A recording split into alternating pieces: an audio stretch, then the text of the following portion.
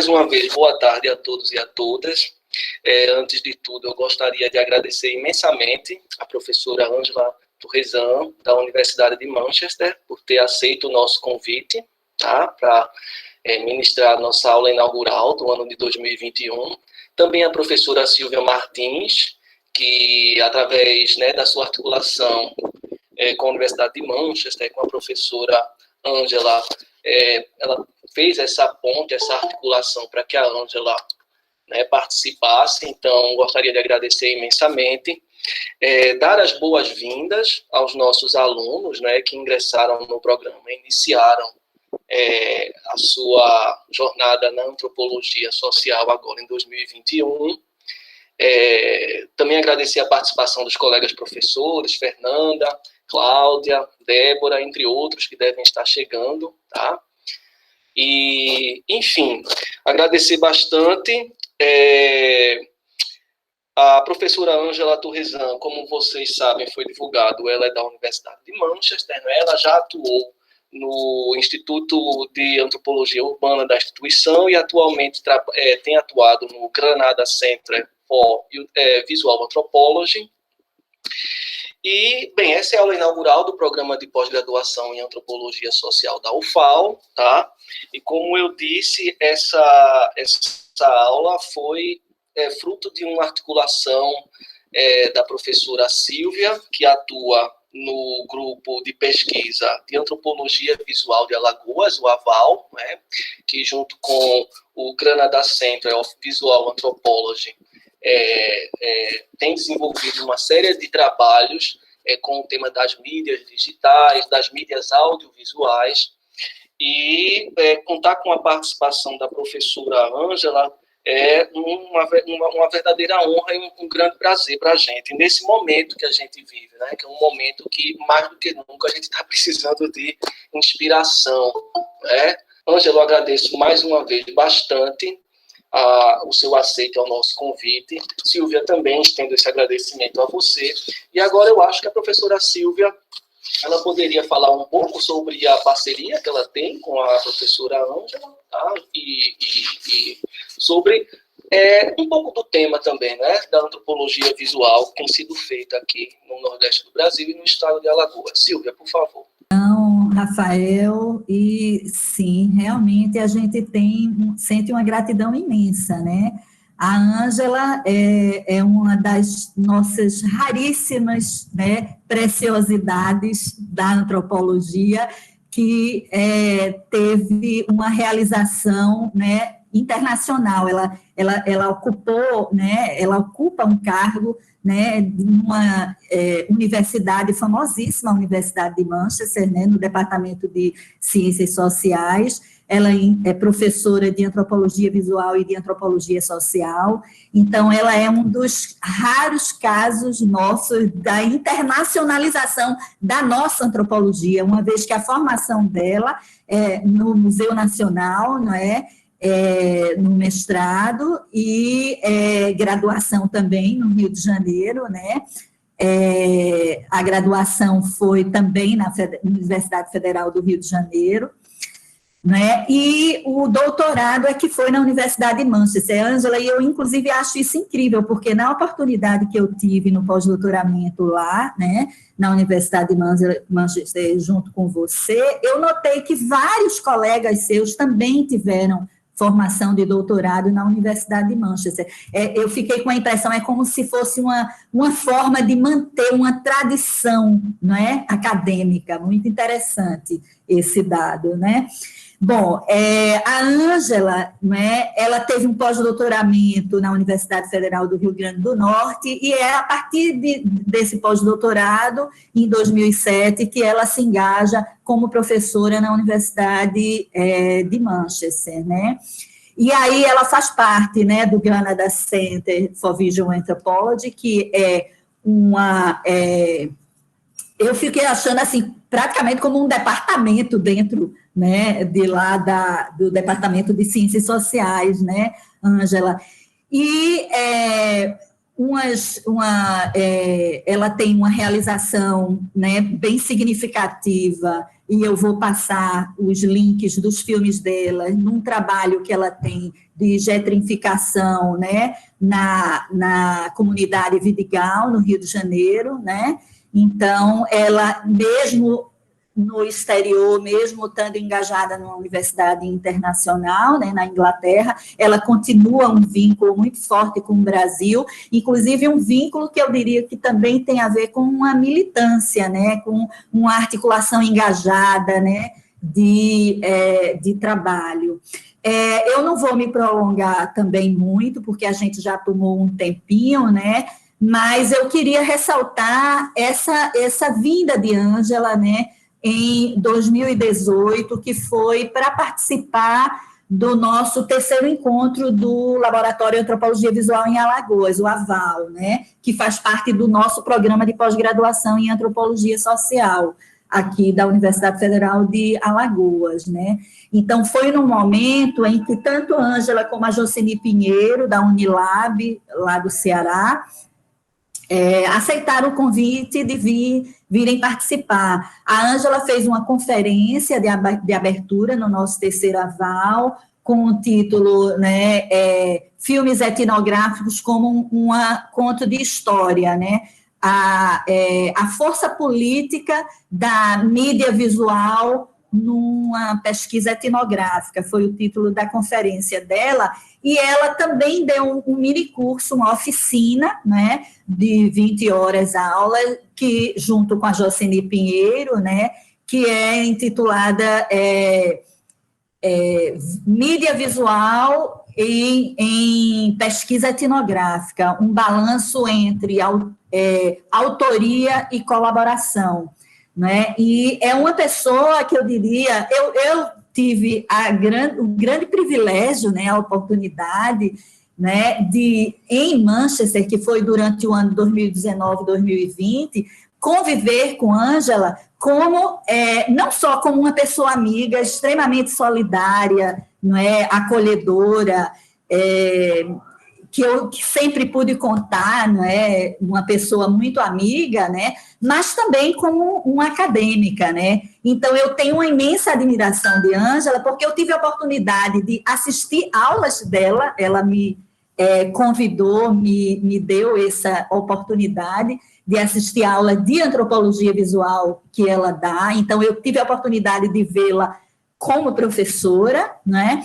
e tive a oportunidade também, logo quando eu cheguei praticamente, né, logo no início, de vê-la participando de um seminário do Lorenzo Ferrarini, né, que é um antropólogo visual contemporâneo de lá de Manchester, italiano, muito famoso, né, que muito interessante, muito bonito o trabalho dele, e ela apresentando esses filmes, né, sobre o Vidigal, que é um conjunto, né, no seminário dele, que era intitulado Trabalho de Campo e Filme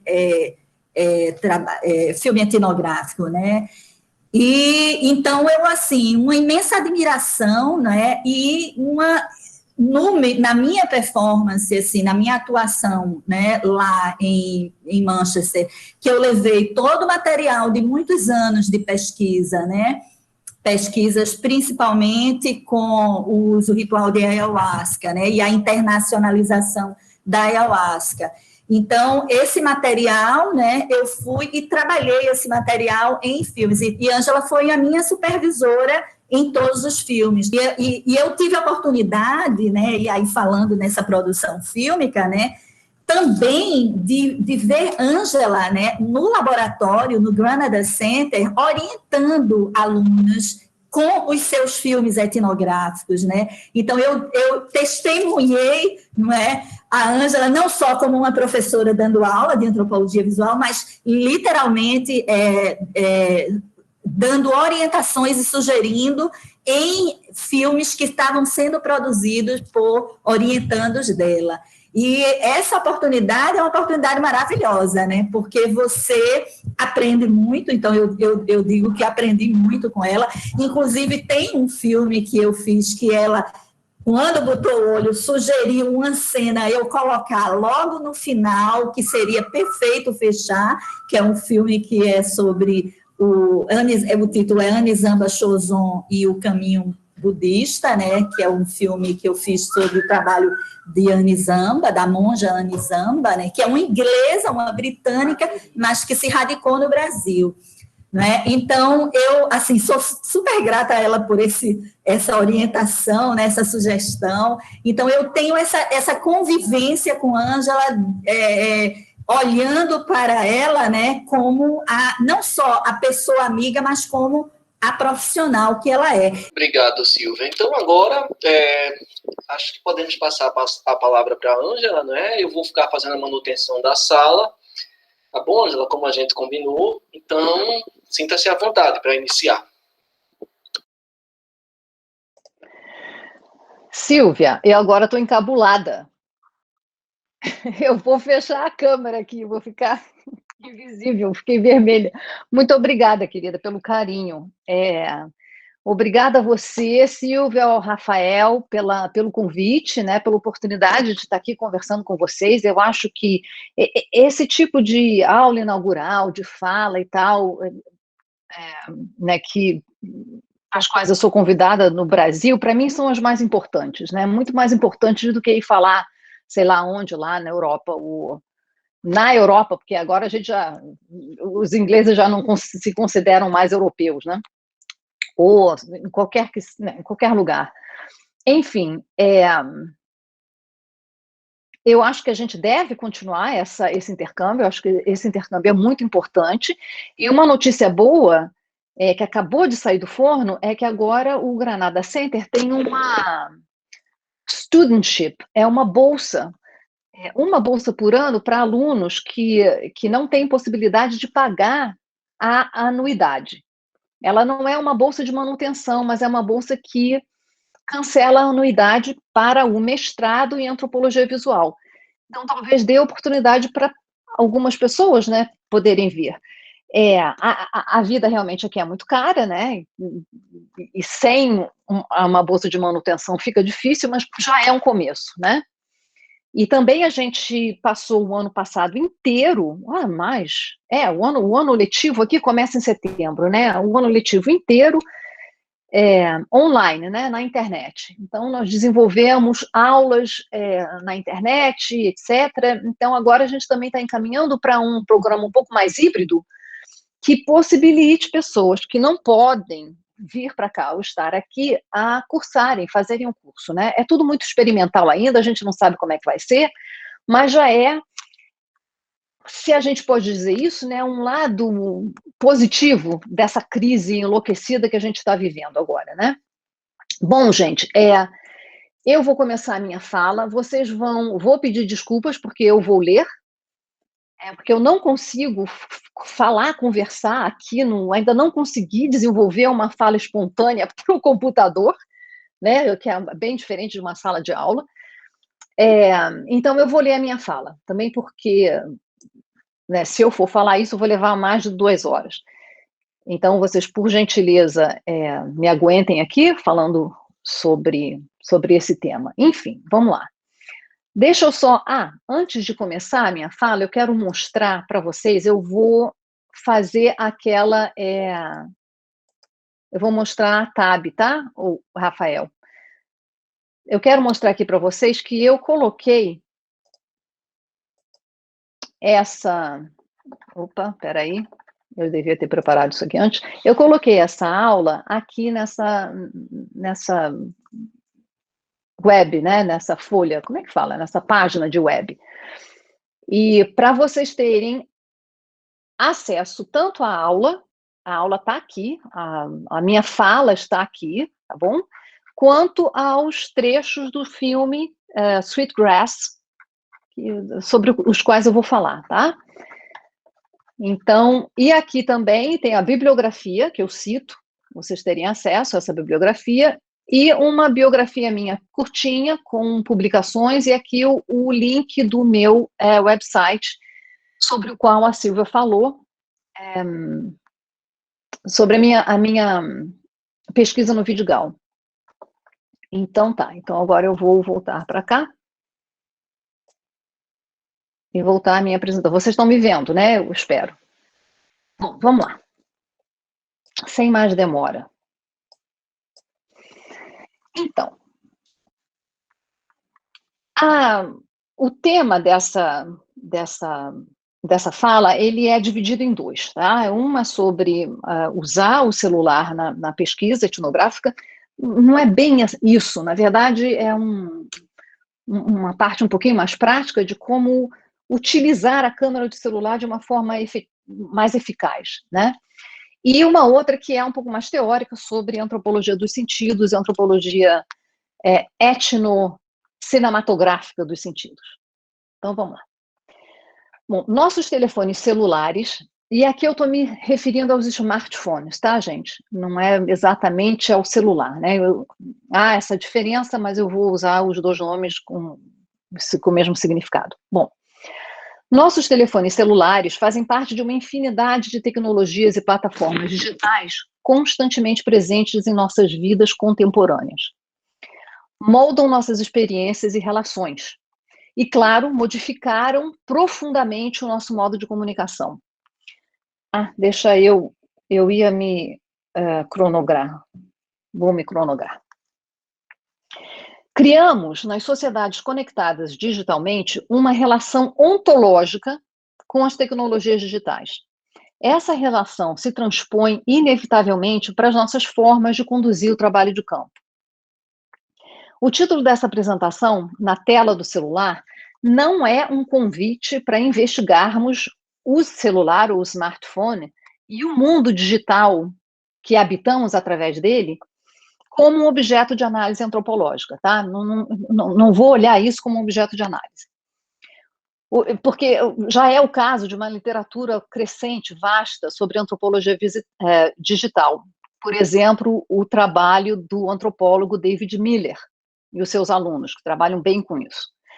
O meu convite é o de considerarmos especificamente a câmera de vídeo celular como uma ferramenta para um modo de fazer etnografia visual, um modo democrático, numa tentativa de superarmos suas limitações técnicas para nos concentrarmos no que tem a oferecer e como pode instigar estratégias de produção inovadoras, experimentais e úteis, especialmente úteis para a prática etnográfica. A segunda parte do título da minha aula, vocês devem ter percebido, mudou de toques para uma etnografia anticolonial para toques para uma etnografia sensorial. Então, como explicar e justificar essa mudança? Primeiro, a questão anticolonial está começando a entrar numa crise aqui, mas é uma crise construtiva, uma crise positiva, mas que me impõe a responsabilidade de refletir mais atentamente sobre o momento atual. E eu não me vi em posição de fazê-lo em tempo para essa aula. Contudo, o compromisso com a crítica anticolonial, acredito, deve perpassar a prática antropológica, qualquer que seja o tema ou o método de investigação. O sentido mais amplo do termo anticolonialismo, o anticolonial, refere-se, assim, bem rapidamente, ao direito de autodeterminação de povos que sofreram e ainda sofrem algum tipo de subjugação.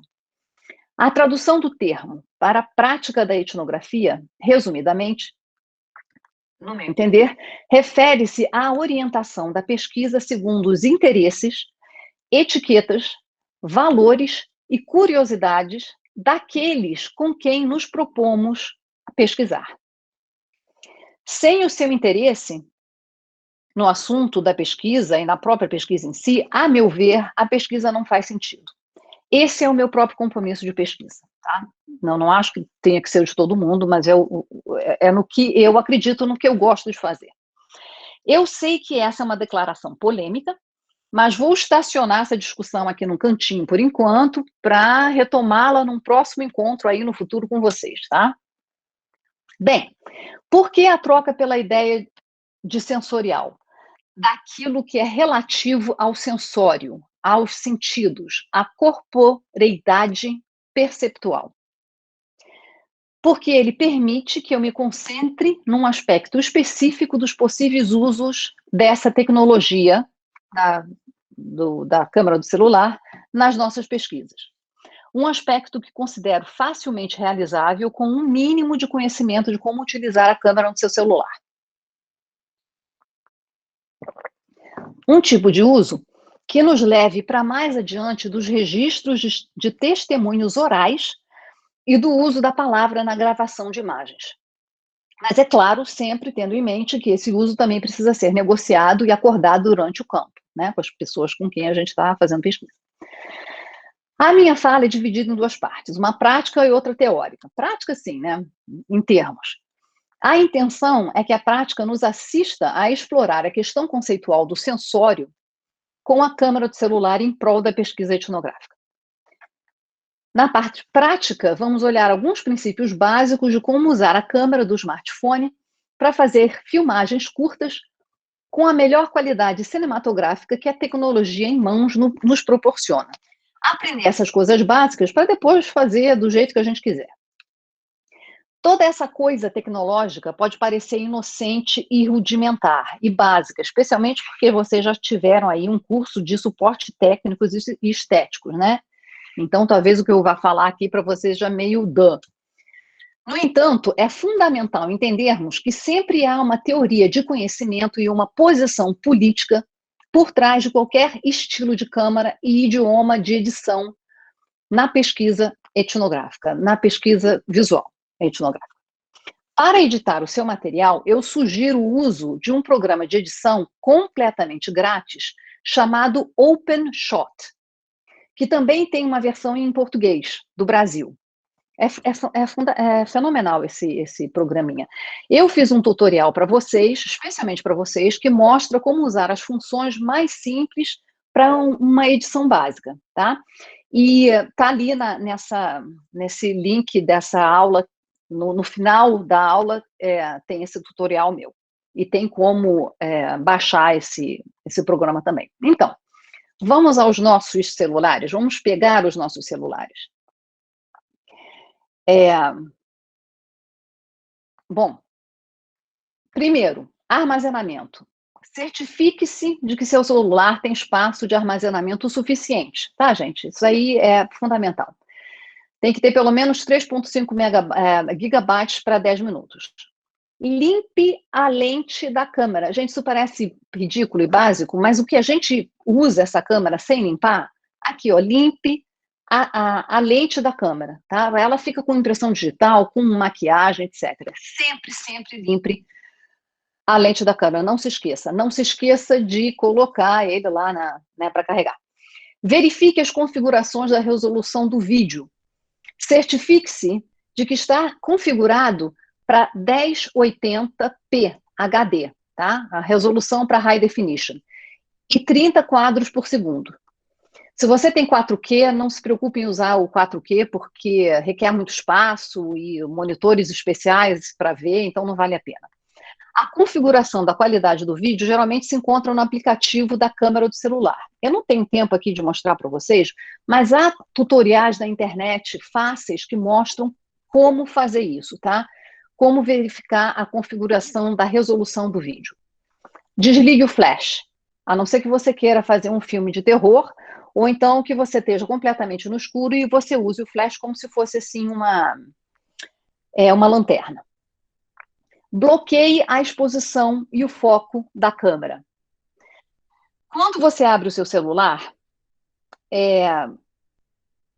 ele já está, a exposição e o foco são automáticos, tá? Eles estão definidos automaticamente num padrão para o automático. Isso significa que a câmera do celular, quando você usa para filmar, ela está constantemente tentando se adaptar à luz do meio ambiente e tentando focar no objeto que a câmera acha que você está selecionando, tá? Então, o que acontece se você deixar no automático, o que acontece é uma cena que cuja luz vai mudar conforme a fonte de luz que você tiver, e cujo foco vai ficar indo e vindo, né? Então, a melhor coisa que tem é controlar o foco e a luz e a exposição da sua câmera. Eu não sei se vocês vão conseguir ver aqui, mas eu vou dar uma... eu vou colocar para filmar. Peraí. Desculpa, gente, eu estou abrindo a minha... Tá aqui. No iPhone, que é o celular que eu tenho, deixa eu ver se vocês conseguem ver isso que eu estou com a minha... Ah, sim, tá vendo? No iPhone, que é o celular que eu tenho, a forma de fazer isso é apontar aqui para a tela, e aí vocês veem que aparece... Ah, não dá para ver direito. Ah, aparece um quadradinho ali, tá vendo? Esse quadradinho aqui significa que ele está te habilitando a bloquear a exposição e o foco da câmera. E você pode fazer isso em qualquer lugar da tela que você queira focalizar, tá? Esse controle da luz e do foco é fundamental, é muito importante. Eu sugiro, se vocês não estão conseguindo entender isso aqui muito bem, porque nunca fizeram isso na câmera do seu celular, eu sugiro novamente que vocês procurem tutorial na internet, no YouTube, para saber onde, no seu celular, seja um Android ou seja um iPhone, porque essa coisa muda um pouco de celular para celular, onde encontrar o funcionamento desse bloqueamento da exposição e do foco da câmera, tá? Aí você tenta também definir a relação do aspecto para widescreen, para 16.9. Se você utiliza o 4.3, que é o mais antigo, o seu filme vai ficar quadrado, tá? E esse aspecto é a relação entre a altura e a largura da tela. O 16.9 é aquela um pouquinho mais larga, que é a mais comum hoje, né? Que a gente consegue ver melhor no celular, no computador ou na televisão, tá? Não use a câmera como um telefone. Fundamental. Não segure a câmera do seu celular, o seu celular enquanto câmera, não segure ele na vertical, tá? No modo vertical, no modo retrato. Segure sempre no modo paisagem, na horizontal, tá? Porque aí você tem a vantagem do aspecto 16.9. Não use a câmera como se fossem os seus olhos. O que significa isso? Eu estou aqui filmando, e aí eu começo a filmar. Eu vou levantar, gente, eu vou fazer uma performance aqui. Muito estranha, porque eu não consigo ver vocês, mas vamos lá. Não use o seu celular como se você estivesse procurando e olhando para as coisas assim, tá? Porque ninguém vai conseguir ver nada do que você está filmando. Você tem que utilizar o seu corpo como se fosse um tripé, tá? Você firma os seus cotovelos no seu corpo, você utiliza o seu celular assim, perto dos seus olhos, na altura dos seus olhos, e usa o seu corpo como um eixo, um gancho, tá? Uma âncora para o seu celular, para a câmera do celular. Você vai caminhar, você vai se mover de forma fluida, de forma tranquila, cuidadosa e devagar. Porque se você fizer isso, o que vai acontecer? A cena que você filmar vai ser muito movimentada, muito tremida, muito difícil de assistir. O que você tem que fazer é dar oportunidade aos seus telespectadores a usarem os olhos deles dentro da cena que você filmou, tá? Então, ela tem que ser uma cena estática, parada, ou, se você se movimenta, um movimento lento e calmo. Que é para eu poder ter a oportunidade de ver, assistir ao que você está filmando, tá? Fundamental. Bom, vou voltar aqui para minha... Nunca use o zoom. Não use o zoom. Por quê? Porque o zoom digital nos nossos telefones não funciona como o zoom óptico das câmeras que possuem lentes de zoom, tá? O zoom digital, ele cria uma imagem, ele não cria uma imagem mais próxima do objeto que você está querendo ampliar com a lente, né? Ele aumenta a seção, uma seção da sua imagem, ele aumenta e amplia aquilo ali assim fisicamente. E o que acontece é que você vai acabar com uma imagem granulada, os tamanhos dos pixels vão ficar maiores e a qualidade vai ficar inferior. Além disso, quando você está filmando com a câmera na mão e você faz um zoom, ela treme, a imagem vai ficar muito mais tremida, tá? É muito mais difícil você manter uma imagem estática enquanto você está usando o zoom. Pronto, deixa eu me enquadrar aqui, porque afinal de contas eu sou uma antropóloga visual, eu tenho que me enquadrar aqui direito. Som. Preste atenção no som ambiental. O som dos nossos telefones celulares não é de boa qualidade. Esse é um dos maiores limites técnicos, tá? do celular. Ele tende a captar o som indiscriminadamente. Ele não é um som focalizado. Então, esteja atento ao som do seu ambiente. Se o local onde você se encontra é o próprio assunto, o próprio objeto do vídeo que você está fazendo, que você está filmando, por exemplo, uma paisagem, uma praia, uma festa, uma demonstração, então esse som ambiental vai fazer parte do seu objeto filmado, né? Mas se você estiver filmando uma entrevista com alguém, fique sempre ciente dos sons ambientais que possam atrapalhar a claridade da palavra das pessoas. Se houver um canteiro de obras na proximidade, uma escola com os alunos saindo, ou muito trânsito, né, você não vai conseguir fazer aquela entrevista ali. A não ser que você chegue muito perto da pessoa, né, e aí você fica com um close-up muito... que pode, inclusive, distorcer a face da pessoa. A luz. Preste atenção na fonte da luz. Nunca filme alguém nunca filme alguém ou um objeto contra a luz. O que significa isso? Contra a luz significa que a principal fonte de luz se encontra atrás da pessoa ou do objeto que você está filmando, né? A pessoa e o objeto vão ficar escuros, né? O que vai aparecer vai ser o fundo, vai ser a janela, por exemplo, uma janela, uma fonte de luz, né? A fonte de luz deve estar sempre na frente daquilo que você está filmando e atrás de você, tá? Assim. Filme num local onde haja luz suficiente, ou então a sua cena vai ficar granulada e sem foco, né? Tente, se você não tiver, se tiver escuro, tente colocar uma lâmpada, né? Use fontes de luz que estejam disponíveis. Bom, é isso. Eu fico tentada em perguntar para vocês se vocês têm alguma dúvida sobre isso, mas eu vou perguntar depois, tá? Eu vou continuar aqui na minha fala.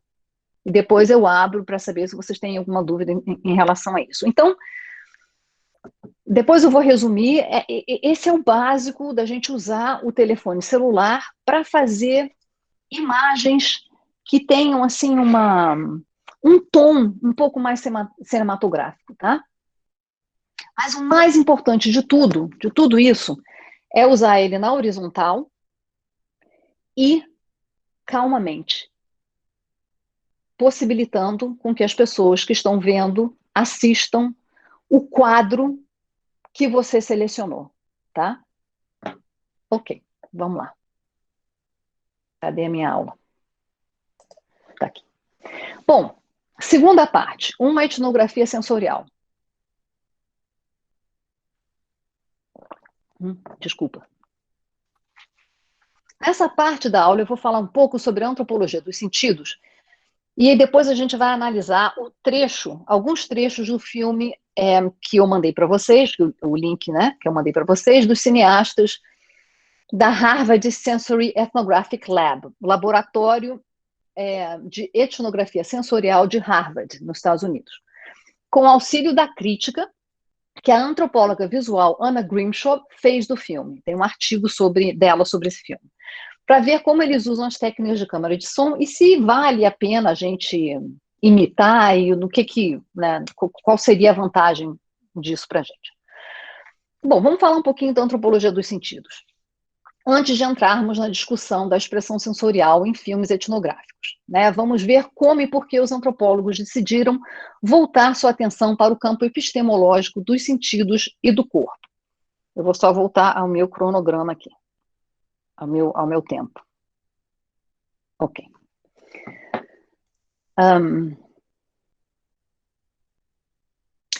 Esse movimento, em prol da importância do campo sensorial na antropologia, surgiu de uma insatisfação com a ênfase dada à linguagem e à escrita pelos autores envolvidos na crítica à autoridade etnográfica e ao cânone antropológico iniciada nos meios universitários dos Estados Unidos e da Inglaterra nos anos 80, que chegou ao Brasil um pouquinho mais tarde.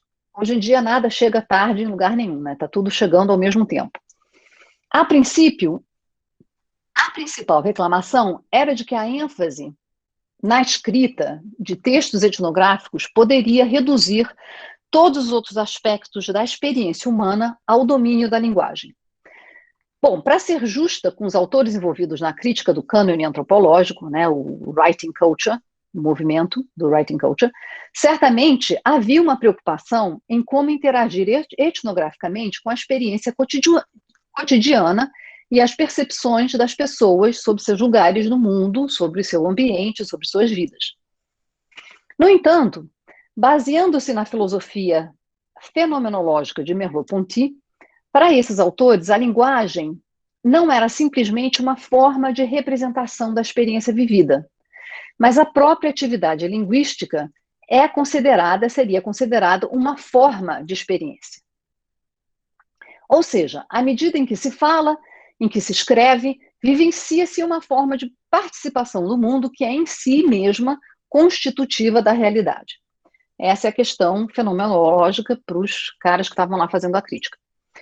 Mas antropólogos que foram mais inspirados ainda pela filosofia fenomenológica dos meados do século XX, argumentavam que, embora o debate sobre a autoridade antropológica dos anos 80 tenha oferecido uma crítica importante às narrativas etnográficas escritas, generalizantes e objetificantes, tal redução da experiência à linguagem negligenciava outros aspectos da experiência e da percepção que as pessoas têm sobre o seu mundo social. Esses aspectos negligenciados tinham a ver, principalmente, com o papel da percepção corpórea e sensorial, de como as coisas passam a ter significado à medida que as vivenciamos, não apenas por meio da nossa capacidade cognitiva, mas também por meio dos 5 sentidos: a visão, olfato, tato, audição e do paladar. Em suma, os antropólogos da virada sensorial propunham um exame mais detalhado do sensório, do sistema sensório, como um meio para investigarmos a variedade da experiência humana. Então, isso é os sentidos como tema de estudo. Uma das principais premissas da antropologia sensorial é que sociedades diferentes dão ênfase e significados diferentes aos sentidos. E que, geralmente, um dentre os 5 sentidos teria um papel destacado definindo um modo cultural sensorial específico daquela cultura. Portanto, a tarefa seria a de entender como diferentes regimes de valores sensoriais organizam a experiência vivida e as relações sociais. É claro que houve críticas à antropologia dos sentidos feita por antropólogos que também trabalhavam com uma abordagem fenomenológica. Um deles, o Tim Ingold, por exemplo, argumentava que não se pode separar uma determinada modalidade sensorial e derivar dela uma forma dominante de aprender o mundo, ou de apreender o mundo, como, por exemplo, a visão como intrinsecamente euro-americana, ou a audição em culturas não ocidentais, como argumenta o Paul Stoller sobre o Songhai, de Mali. Ele diz que a audição é fundamental para a cognição deles. O Steve Feld sobre os Kaluli da Papua Nova Guiné, que também dizia que o som é fundamental para a apreensão deles do seu meio ambiente, para a caça. Bom, o argumento de Ingold é que nenhum dos sentidos pode acarretar por si só uma dada atitude em relação ao mundo, porque não é possível separá-los hierarquicamente. Outra crítica seria que a maior parte das etnografias que enfatizam o sensório, não como método de pesquisa, e sim como fonte de dados, de informações, acabam usando o texto para descrever as especificidades culturais e experiências sensoriais diversas. Quer dizer, a gente volta ao texto, né? Os sentidos e o corpo como método de investigação etnográfica.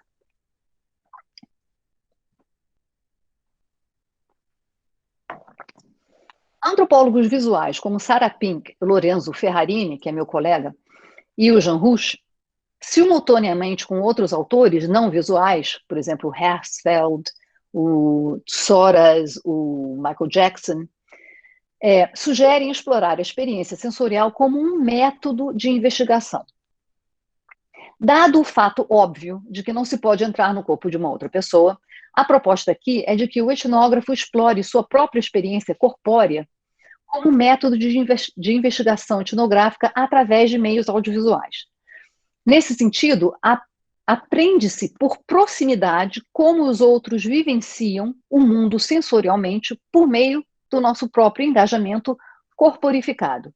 E tenta-se transmitir e provocar uma experiência sensorial aos espectadores dos nossos filmes etnográficos e de qualquer outra mídia audiovisual que se esteja empregando. Então, são basicamente três formas de engajar os sentidos aí, né? Acontecendo ao mesmo tempo. Textos etnográficos bem escritos, e nem todos os textos etnográficos são bem escritos, né? Antropólogos às vezes não escrevem lá muito bem, podem certamente evocar a percepção sensorial.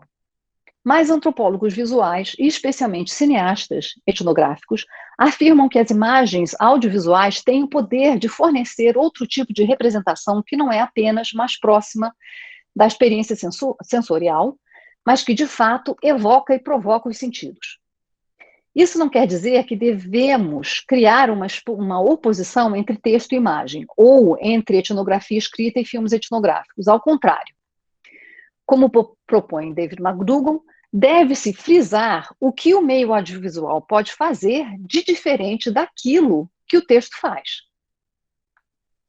O que podemos fazer com um filme que não pode ser feito por texto? Destaco uma das respostas do David McDougall, que é um antropólogo visual, ele é um cineasta, faz vários filmes e é um dos mais prolixos em escrever sobre a antropologia visual e filmes etnográficos. Bom, uma das respostas que ele oferece a essa questão, eu vou citá-lo aqui. O filme traz ao alcance um novo entendimento antropológico sobre mundos sociais e um a fortiori da experiência social dos indivíduos. Isso inclui muito do que poderíamos colocar sob o rótulo de conhecimento sensorial. Fecho aqui as aspas. O que me interessa nessa citação do McDougall é a ênfase que ele dá à expressão a fortiori. Isso significa a capacidade da mídia audiovisual de ressaltar o aspecto vivenciado da vida social de forma mais convincente, mais forte, né, a fortiori, mais plausível, pelo simples argumento de que as imagens antecedem o pensamento e a interpretação cognitiva. McDougall defende a tese fenomenológica de que os filmes são objetos de produção de conhecimento pré-linguístico. As imagens, né, em geral. Assistimos a filmes de maneira diferente de como lemos um texto. As imagens carregam consigo uma coleção de elementos não linguísticos que aparecem todos de uma vez só, simultaneamente. McDougall define isso como a capacidade de expressão composta das imagens. Ou seja, uma única tomada contém uma infinidade de elementos, como sons, corpos, aí a tomada do filme, né? Sons, corpos, filmes que se movem no espaço, luz, objetos vários, locais específicos, que chegam ao espectador de uma vez só. Tudo ao mesmo tempo. É essa natureza composta das imagens, e no filme aí a gente adiciona o som, o movimento, o passar do tempo, que lhe permite, a imagem, ressaltar a experiência, tanto na imagem em si, quanto na nossa percepção dela. Para usar a expressão, ou na nossa experiência dela, né? Vivência dela. Bom, para usar a expressão de McDougall, o a fortiori. Porém, transmitir esse tipo de percepção sensorial por meio de filme não basta qualquer registro. Tá? Não adianta só ligar a câmera e sair registrando. Né? Mas requer uma intervenção consciente com o propósito de transformar o filme num artefato sensorial. E aqui eu estou citando o meu colega Ferrarini. Para se tirar proveito dessa capacidade de transmitir experiências sensoriais, precisamos empregar certas formas cinematográficas que estimulem tal capacidade. Mas é uma coisa em experimento, tá, gente? Ninguém tem a fórmula disso aqui, não. Tá? O que eu vou mostrar é um exemplo, um exemplo das várias possibilidades. Bom, vou mostrar um exemplo usando trechos do filme Sweetgrass, dos cineastas Bardash e Castagne-Taylor. E esse é apenas um exemplo do que se tem experimentado fazer. Espero que alguns de vocês tenham, eu já percebi, alguns de vocês tiveram a oportunidade de assistir o filme todo. E eu faço essa análise desses trechos com a ajuda da Anna Grimshaw, da análise que a Anna Grimshaw faz do Sweetgrass. Tá? Tem um artigo em que ela escreve sobre Sweetgrass, que está lá nas bibliografias citadas na página da aula. E eu vou citá-la em alguns momentos. Bom, resumo do filme, para aqueles que não viram. O Sweetgrass é um filme sobre a migração anual de milhares de ovelhas durante os meses de inverno no estado de Montana, Estados Unidos, para pastagens mais verdes, mais doces, né? Sweetgrass, a grama doce, localizadas na cordilheira Absaroka Barefoot. É uma cordilheira de montanhas ali em Montana. O filme mostra cenas iniciais num rancho de ovelhas próximo à cidadezinha Big Timber. Mas a história principal é essa jornada épica que os pastores, montados aos cavalos, com seus cachorros, fazem com as ovelhas pela montanha.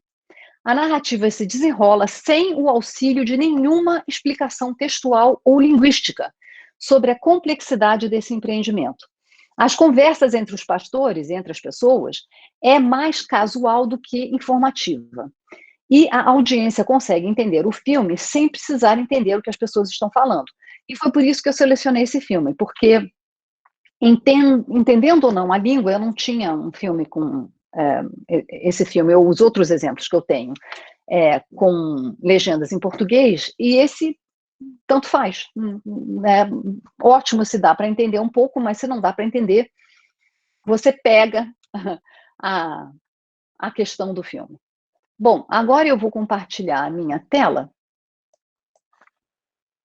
para mostrar para vocês esses exemplos que eu estou querendo. Alguma dúvida?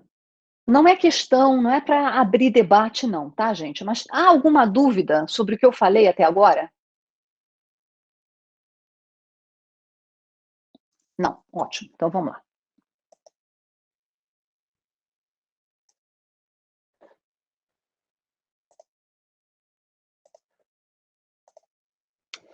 Bom, aqui está a página da aula.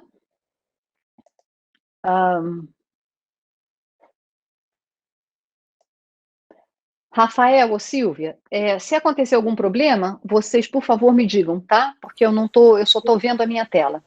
Não estou vendo mais nada. Tá tudo tranquilo? Super bem. Tá, sim. Obrigada. Vamos lá. Então, na tela do celular, toque para uma etnografia sensorial, você clica aqui, me aparece a transcrição dessa fala. Aqui está todas as dicas de como usar o celular, tá bom? Como usar a câmera de vídeo do smartphone. Desculpa, a gente não está visualizando. Assim. Você tem de compartilhar a tela. Eita! Agora. Tá. Pronto. Compartilhei? Agora eu vou... Isso, tá ótimo agora. Então tá. Então vamos lá. Da tela do celular, toques para uma etnografia sensorial. Eu esqueci de apertar o botãozinho. Aqui é a transcrição da fala, tá bom? Aqui é um resumo do que eu falei sobre como usar o telefone celular, né? De uma forma um pouquinho, uma coisa básica, do básico mesmo, mas que faz a maior diferença. Aqui é a aula, blá, blá, blá. Sim, aí vamos aqui para o primeiro exemplo, tá? Bom, aqui é a entrada do filme, são as primeiras cenas do filme, tá? E o Sweetgrass abre com uma série de tomadas cuidadosamente compostas da paisagem de inverno em Montana, tá? Esse material antecede o título e já vai dando indício, já vai indicando para o telespectador tanto o tema do filme como as técnicas que os diretores usaram para explorar o tema do filme. Já de início, a gente percebe que a paisagem e as ovelhas são colocadas no mesmo grau de importância que os humanos. Vamos assistir aqui, são 2 minutos.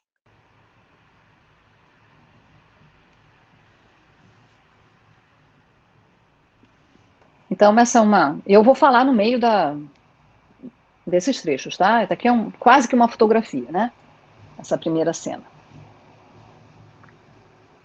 Outra, que não tem nada se mexendo aqui, bem fotográfica.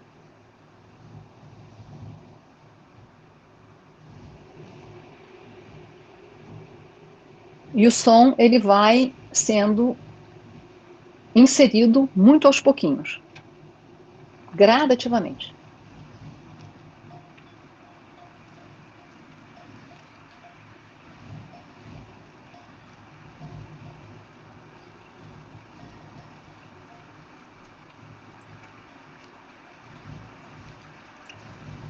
E essa cena é longa, né? É quase que também uma fotografia móvel.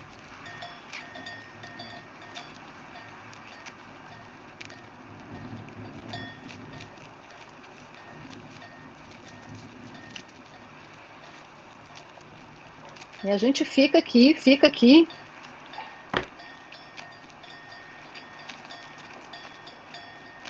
sem saber muito bem qual é o sentido dessa demora, né? Essas cenas longas já mostram que o filme vai ser lento, que o tempo do ritmo do filme vai ser lento, paciente. E aí ela olha para você, e você olha para ela. E ela continua te olhando. E aí vem o título. Né? Então, essa cena é interessante porque na análise da Grimshaw e na minha análise também, ela já vai apontando que os cineastas, os diretores estão interessados como antropólogos na relação sensorial entre humanos e não humanos, tá? Ovelhas, cavalos, cães, e ambos, né, esses humanos e não humanos, e o meio ambiente.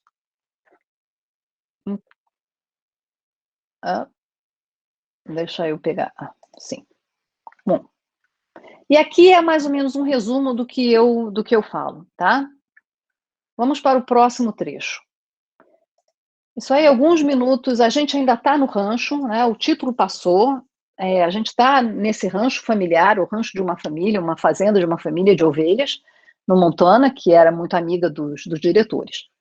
Então, o acesso ao trabalho e a jornada foi total, foi completo. E as pessoas já estavam muito acostumadas também com Lucian, né? Chastain Taylor, filmando, com a câmera dele o tempo inteiro ali presa ao corpo dele, uma relação quase que simbiótica com a câmera. Bom, essa cena aqui é uma cena de uma tosquia, tá? No rancho da família. Nessa cena, os homens e as ovelhas estão confinados ali num trailer. Essa tosquia ela é feita num trailer, tá? E aí vamos dar uma olhada nisso aqui, como é que eles fazem isso.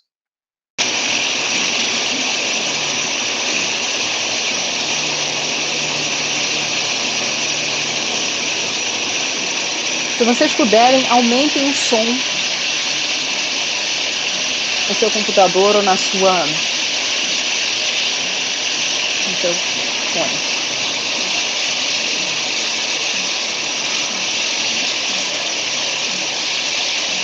Até agora, nada. Até agora, a gente só tem uma cena ali que é, né, a gente percebe, a informação é dada visualmente de que as ovelhas estão sendo tosqueadas, né?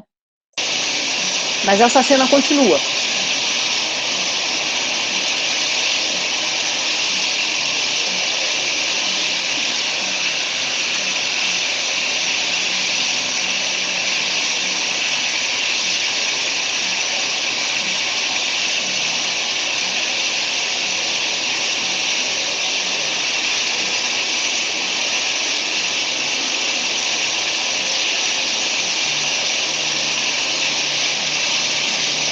Ele vai chegando perto.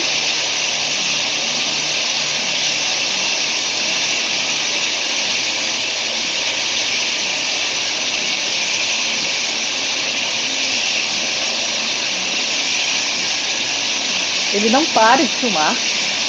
Ele filma o processo inteiro da tosquia de uma ovelha. E continua. Agora a gente está ao nível da ovelha, tá?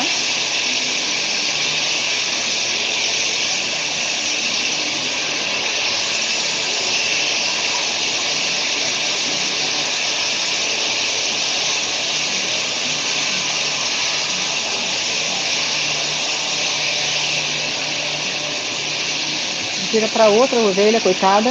Eu já estou sentindo pena da ovelha. Eu quase que me coloco ali no lugar da ovelha sendo manuseada daquela forma, né? Ou sinto aquela máquina na minha mão, né? Então você percebe que a demora nessa cena aqui é exatamente para nos transportar para esse ambiente, tá? Esse ambiente intenso de trabalho de tosquia.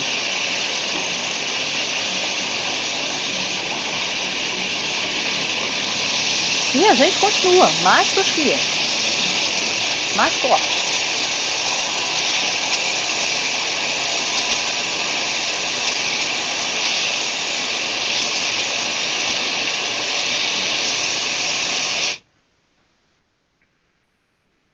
Aí, de repente,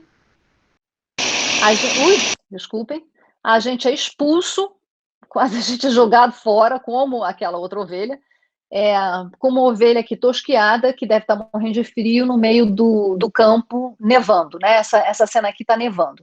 Quer dizer, essa intensidade, o demorar ali naquela cena é para dar exatamente a sensação, né, o feeling, a sensação dessa intensidade desse trabalho e te colocar ali no meio da relação entre máquina, humano e ovelha, tá?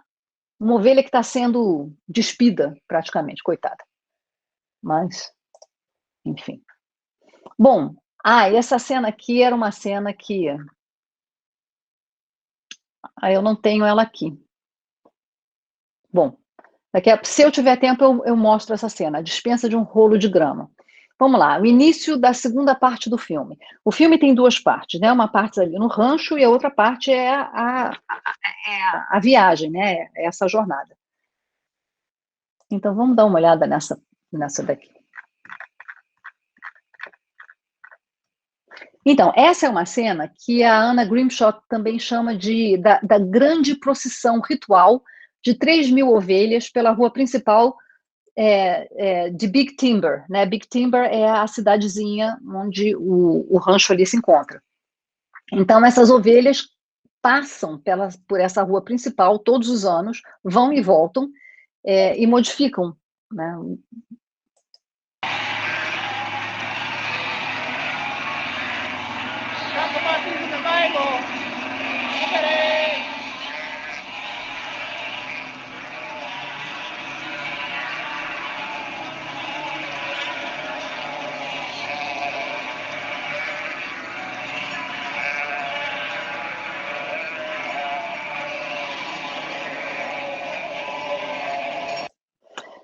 Bom, nesse momento, se a gente estivesse juntos numa sala de aula, eu perguntaria para vocês o que essa cena está dizendo, né? O que essa cena mostra, né?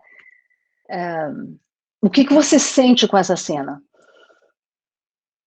É praticamente também uma fotografia com movimento de ovelhas. A única coisa que se movimenta aqui são as ovelhas e o som, né?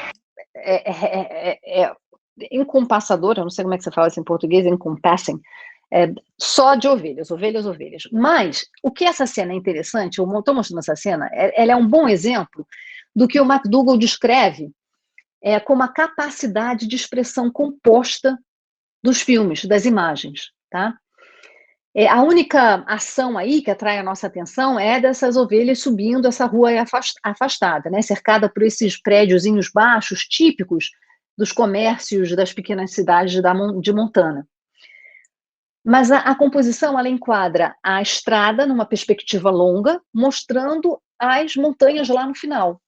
Tá? Então, são todos esses elementos ao mesmo tempo, nessa cena, que parece uma cena muito simples, né, que nos dão essa impressão de estarmos numa cidadezinha pequena, assistindo a essa procissão aqui de ovelhas. Né? E ela é uma cena longa. E aí a gente vai daquela cena para essa outra aqui, que está num sentido contrário, quer dizer, né, essa cena, a câmera está olhando para a direita, nessa daqui a câmera está olhando para a esquerda, a gente já tem o início das montanhas aqui e as ovelhas caminhando, né, na direção da direita para a esquerda, dando essa continuidade dessa passagem entre o rancho, a cidade e a montanha.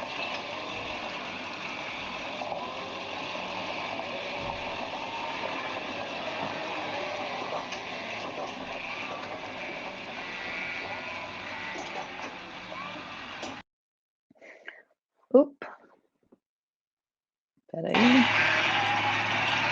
Pronto. Então, numa edição um pouco mais convencional, né, um filme documentário um pouco mais informativo, uma cena, por exemplo, dessa daqui de Tosca, uma cena dela já informaria como é que o processo se dá, né? Alguns segundos aqui também já informaria o que está acontecendo, né? Mas há essa demora que é para você se colocar naquele ambiente, né? Aqui é uma pequena crise que acontece no meio, assim, no início da caminhada, quando eles ainda estão, assim, um pouco abaixo, né, das montanhas. Há uma crise aqui, grupo ali do rebanho se separa, a gente não entende muito bem, nem falando inglês, nem entendendo inglês, a gente entende muito bem como que se separou, onde que se separou, mas a gente sabe que há uma crise, né? E os pastores que estão ali, com as ovelhas, se comunicam com os walkie-talkies, né?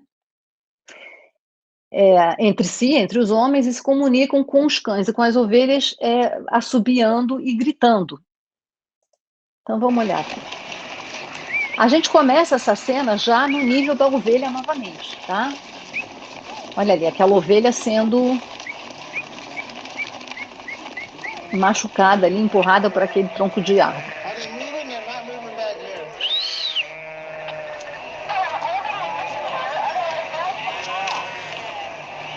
E essa cena é tipo assim, eles não dão informação nenhuma, as ovelhas estão ali olhando para tua cara, tipo, e agora? O que a gente faz, né? E você começa a ouvir os caras conversando pelo walkie-talkie. Eu acho essa cena engraçada. Agora a gente está num zoom, tá? A câmera está num zoom aqui.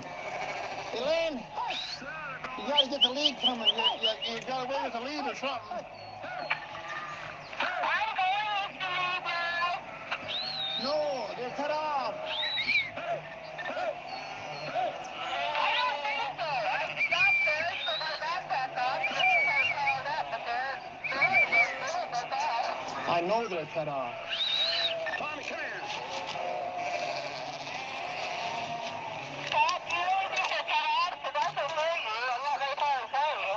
I'm milking it fat right now, and they're cut off, I tell you. Yeah, we're starting. The trail went up the whole corner.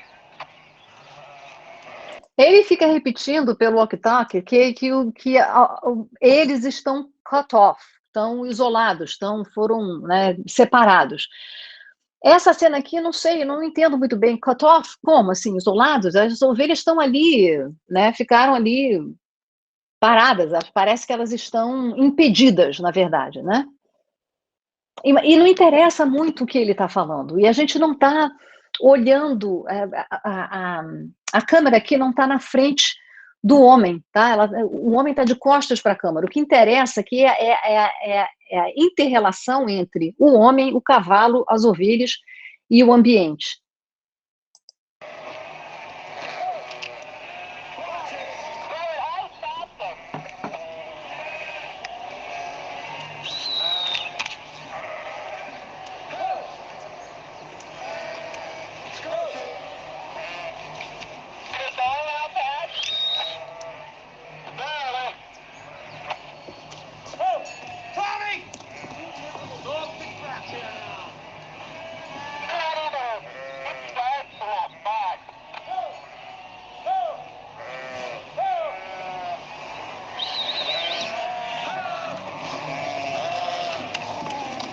Esse é o trecho mais longo que eu selecionei, tá? Agora, nessa passagem, eu vou deixar tocar um pouco mais.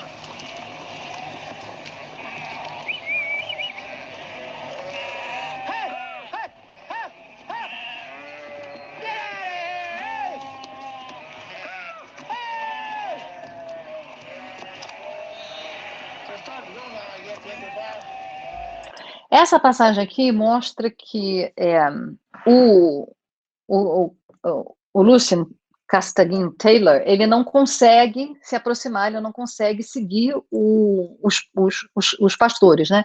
Eu não sei se é pastor que fala exatamente, mas enfim, depois vocês me corrigem. Porque o terreno aqui, o solo é muito complicado, e ele está com uma câmera grande. Então, o que ele faz é fazer um zoom nos homens, né, nos pastores, e o interessante aqui é que cada um deles tem um microfone de lapela. Então, ele tem essa riqueza de sons, ele tem um microfone ele tem o som do microfone de lapela de vários atores aqui, tá? E o engenheiro de som desse filme, que é um cara assim famoso, Ernst Carell, o nome dele, se tornou assim um engenheiro de som muito, muito famoso por causa desse, né, dos experimentos que ele fez com esses filmes. Ele coloca várias camadas de som nessa cena para dar essa impressão meio estranha de que a gente está próximo e ao mesmo tempo distante. Nós estamos ali na intimidade deles conversando naquele walkie-talkie e ao mesmo tempo a gente está distante porque a gente está se aproximando através do zoom.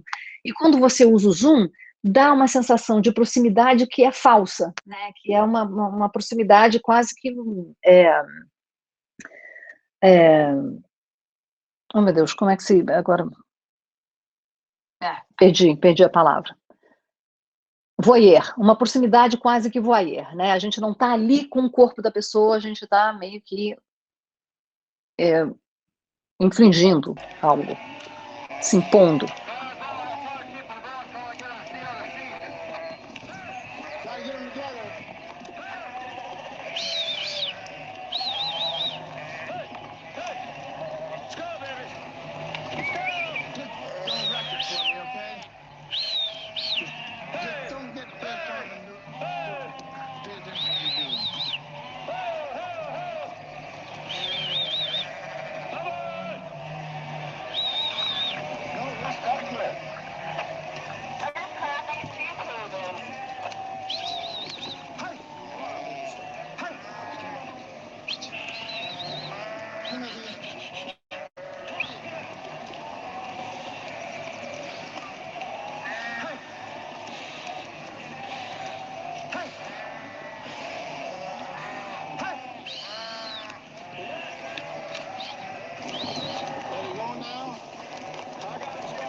As ovelhas começam a caminhar lentamente. Esse tipo de demora aqui é novamente para mostrar que qualquer problema que eles encontram no meio do caminho leva horas, leva muito tempo para ser resolvido, né? E para mostrar também que é uma atividade árdua, né? Fisicamente árdua.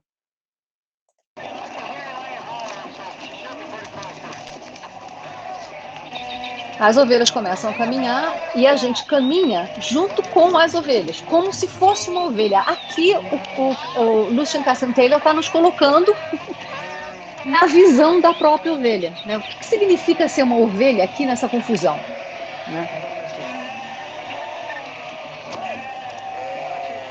Essa cena é quase claustrofóbica.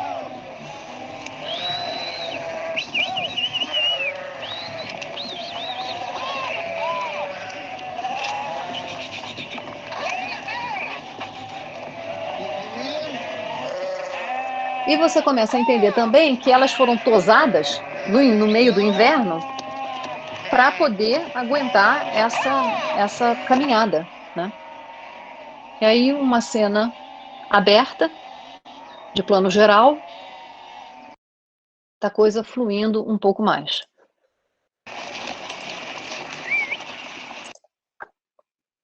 Bom, nessa parte aqui eu vou falar um pouco do que a Anna Grimshaw chama da textura emocional do filme, do Sweetgrass, né, que aparecem assim em cenas picotadas, em cenas assim aqui e ali, né, da intimidade e da gentileza que um dos pastores, o mais velho, Arham, expõe, né, e as raivas e frustrações do outro pastor, um pouco mais novo, Connolly, também, como ele se expressa, né, um de uma forma e o outro de outra. Isso aqui também é feito através do uso criativo dos microfones de lapela, né? O Cassian Taylor é capaz de capturar a empatia e a relação que o Arham tem com o cavalo e com as ovelhas de longe, e com o uso do microfone da lapela, a gente consegue ouvir ele sussurrando para o cavalo, ele sussurrando, conversando com as ovelhas, né? Enquanto que a cena que se segue a essa é o Connolly numa mesmo técnica de filmagem e de som, né, de longe, a gente assiste ele de longe, e ele com o microfone da lapela está gritando palavrões, assim, desesperado, já sem a menor paciência com as ovelhas. Então vamos lá.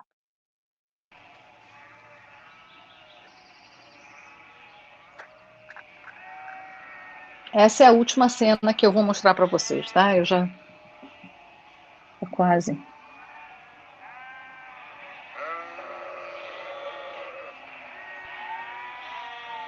Há várias dessas cenas de tomadas abertas, né, de plano geral. E aquele ali é o Arham, John Arham.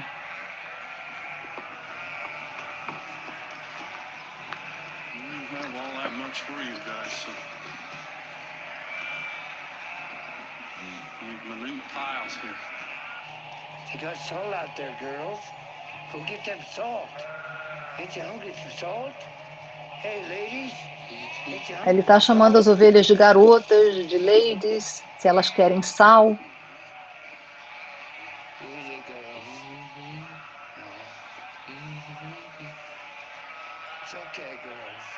O mais importante aqui é o tom da voz dele, né?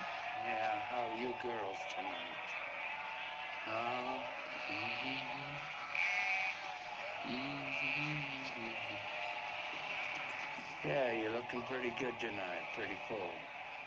Yeah. Did you eat good today? Starting to get dark, girl. Ele está dizendo, está começando a escurecer, meninas. Vocês precisam se juntar para que a gente possa proteger vocês. Yeah, you're too far apart.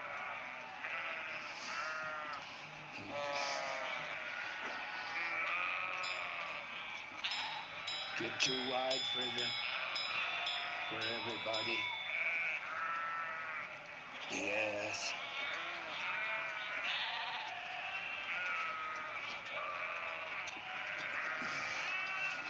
Too wide to leap, girls. Too wide to leap. Too wide to leap, girls. Yeah. Even all 7 dogs couldn't. Far from it to E a gente fica aqui, protect you, girls. né? Todas essas cenas são muito longas, né? E o dia vai escurecendo e a noite vai chegando e você vai ouvindo aquela conversa meio, aquele monólogo hipnótico dele com as ovelhas. A little bit closer to each other. A little bit closer, girls. Hi, girls.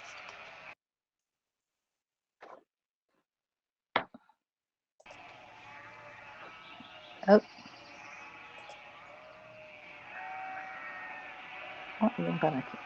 Bom, se vocês viram, agora eu vou parar de apresentar e voltar para cá. Bom, se vocês viram o filme, vocês devem se lembrar de uma cena em que o outro pastor está lá embaixo, no vale, xingando, falando, né, dizendo para as ovelhas que ele não aguenta mais, que aquilo ali, que elas são idiotas, que elas são burras, que elas são xingando bastante, né? E o meu tempo acabou. E esse uso, essa técnica do uso da câmera de longe e do som íntimo de perto, né, dá uma impressão de que a gente está próximo e longe ao mesmo tempo, né, de que a gente está assistindo, mas ao mesmo tempo a gente está sendo testemunha corporal, né, da experiência desses pastores. Bom, para terminar, para fechar aqui a fala, né, porque o meu tempo acabou, eu vou entrar uns 5 minutinhos, tá, no tempo. Bom, como a Anna Grimshaw explica na sua análise do Sweetgrass, as técnicas de câmera, som e edição desse filme demonstram a intenção analítica dos cineastas e o seu tratamento conceitual do tema do filme. E aqui eu faço uma cotação. Cito uma citação. Em Sweetgrass, a ênfase em sons e não na fala, né, em outros sons, os sons ambientes que não são a fala, a entrada tardia das pessoas no filme, o uso de composições pictóricas que colocam em primeiro plano a perspectiva das ovelhas ou enfatizam as disparidades de escala entre humanos e montanhas, por exemplo, revelam uma abordagem que não privilegia nem assume a centralidade do ser humano e que procura provocar nos espectadores uma forma de entendimento, agora eu já fechei, agora isso aqui sou eu, procura provocar nos espectadores uma forma de entendimento que seja pré-linguística, sensorial. Portanto, a maneira de analisar um filme, isso eu falo muito para os meus alunos, né, porque a gente analisa muitos filmes juntos, é ver como esses elementos técnicos, né, e conceituais foram usados e desenvolvidos. Em um filme etnográfico, né, a gente observa como os cineastas constroem o seu caso, a sua história, o seu storytelling, observando os diferentes elementos técnicos que eles empregam para criar uma narrativa etno-cinematográfica.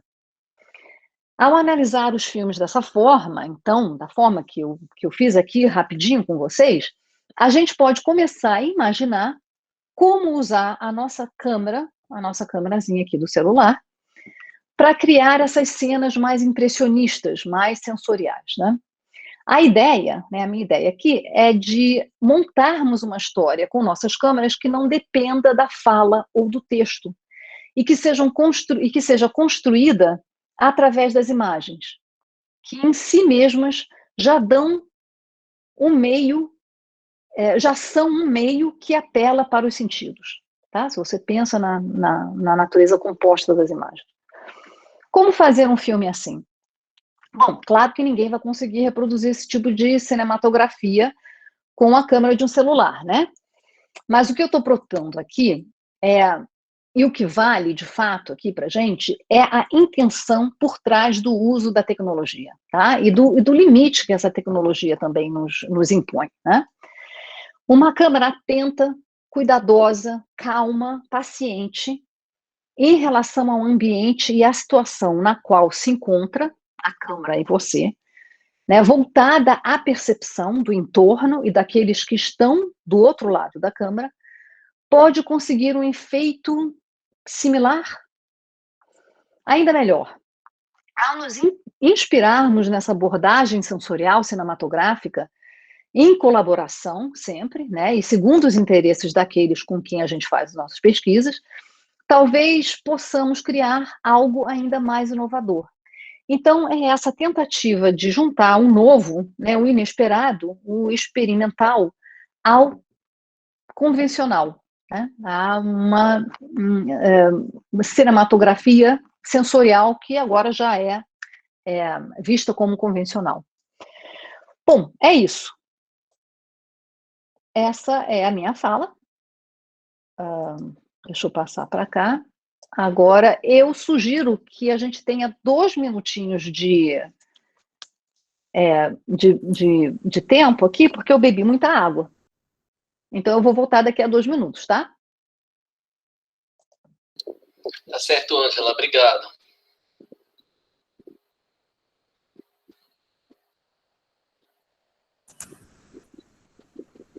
Eu acho que a gente poderia abrir, não é, Rafael, para aqueles que querem fazer alguma pergunta, tanto no chat como levantar a mãozinha e se colocar, né, Rafael? Perfeito, Silvia. Eu acho que a fala da Ângela rende bastante coisa interessante para a gente pensar. E agora é o momento de lançar questões, né, para aproveitarmos a Ângela, tanto questões mais técnicas quanto mais assim teóricas sobre o que ela apresentou para a gente. Então, sintam-se à vontade, pessoal, para levantar questões para a professora Ângela.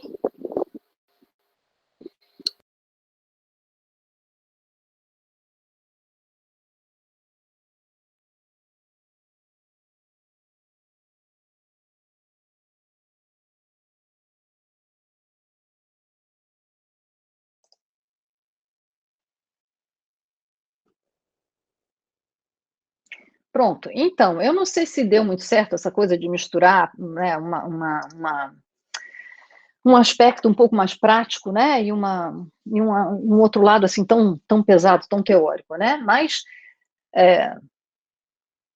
eu acho que a minha proposta aqui é que a gente experimente, né? Que a gente experimente usar o nosso celular, a câmera do celular na pesquisa antropológica, etnográfica, sem depender demais das palavras. Claro que a fala é fundamental, né? Especialmente no Brasil, né? As pessoas gostam de falar, a gente quer falar, a gente quer se comunicar pela fala, né? Tanto que os meus filmes do Vidigal, eu tentei fazer um negócio mais sensorial, mas só deu fala. Então é um desafio, né? Tentar usar o celular com uma proposta um pouco mais pictórica, um pouco mais cinematográfica, menos dependente da fala.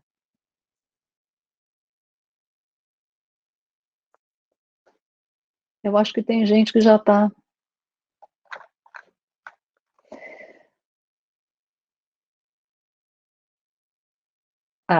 aqui é um comentário da Edrusa, né? A análise das partes do filme, eu acho que parece que ela gostou, porque quando ela assistiu, algumas coisas escaparam.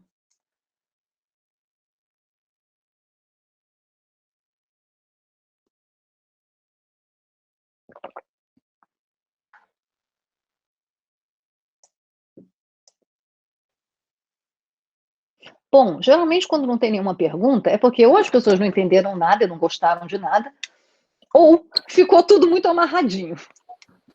Ângela, eu fiquei curioso.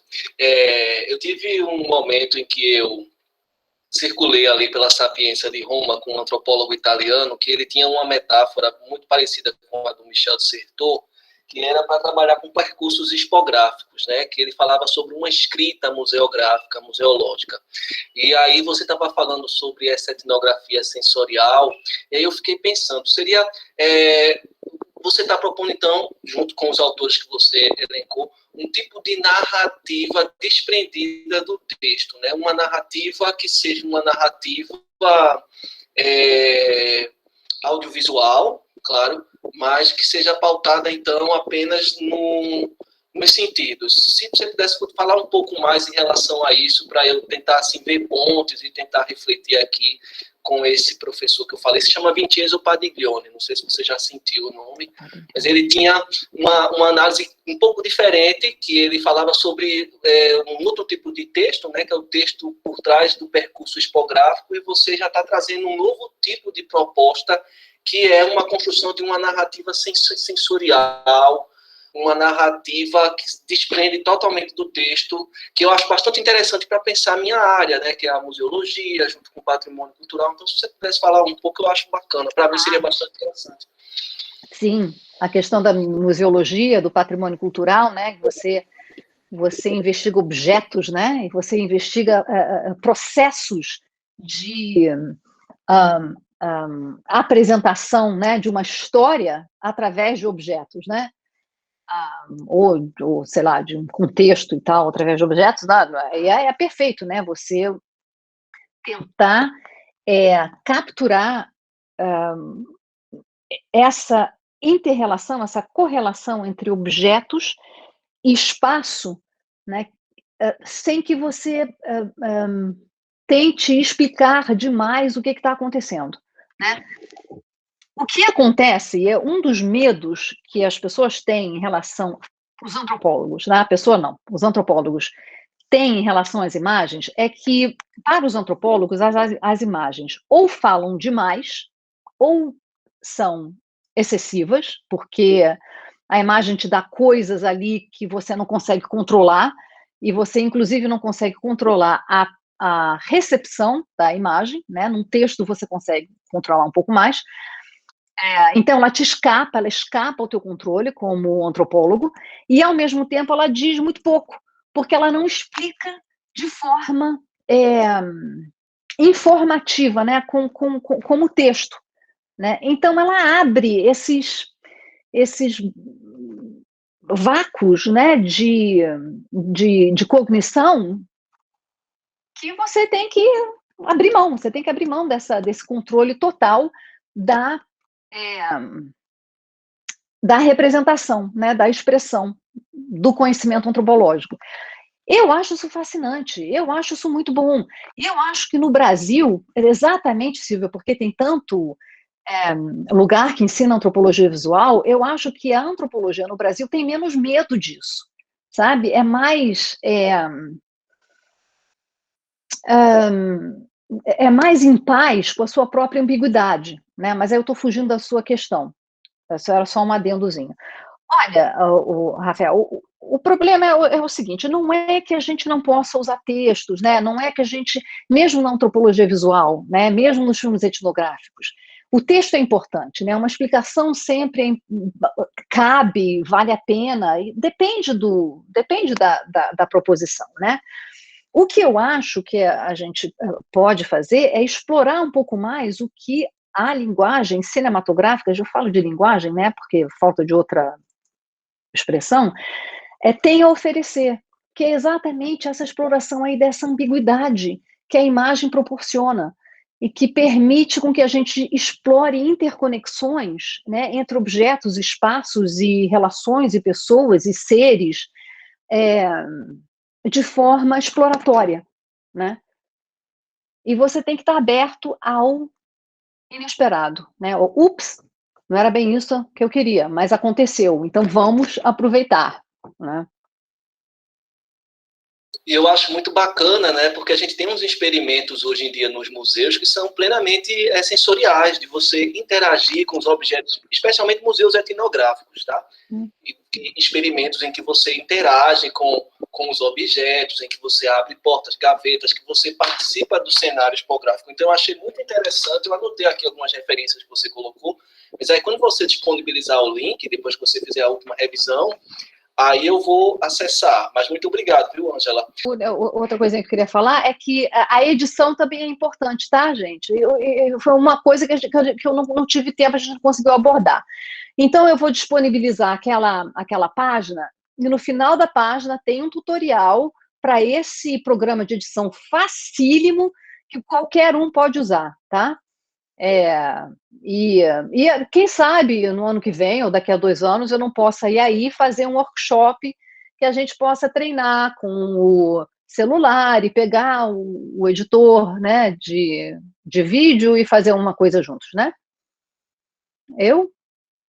Por mim, tá ótimo.